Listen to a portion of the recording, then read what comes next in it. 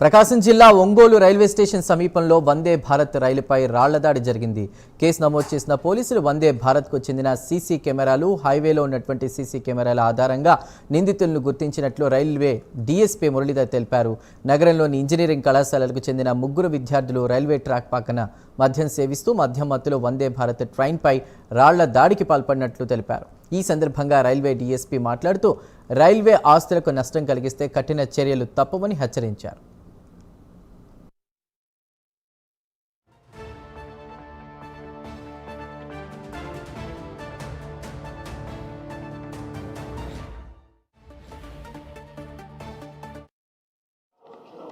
ఇది 5/6/25 తేదీ సాయంత్రం 11:11 నుంచి 6:20 నుంచి 6:15 6:11 నుంచి 6:20 మధ్యలో వందే భారత్ మీద C5, C8, C11 కోచెస్ మీద రాళ్ళు వేయడం జరిగింది.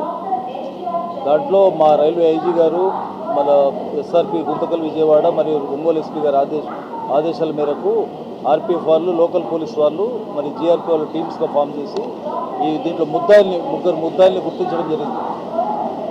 గంగవరు బృషీంద్ర, ఖాదర్ బాషా, కరీముల్లా వీళ్ళని ముద్దాయిల్ని సీసీ కెమెరాల ద్వారా ఐడెంటిఫై చేయడం జరిగింది. వీళ్ళు నిన్న రాత్రి 7:45కి ఆ బ్రిడ్జి దగ్గర, హైవే బ్రిడ్జి కింద వాళ్ళ ముగ్గురిని అరెస్ట్ చేసి ఈరోజు కోర్టుకు సబ్మిట్ చేయడం జరుగుతుంది.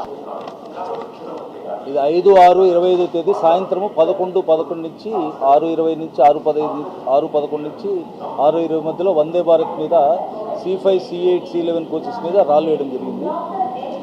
దాంట్లో మా రైల్వే ఐజీ గారు, మన ఎస్ఆర్పి గుంతకల్ విజయవాడ మరియు ఒంగోలు ఎస్పీ గారి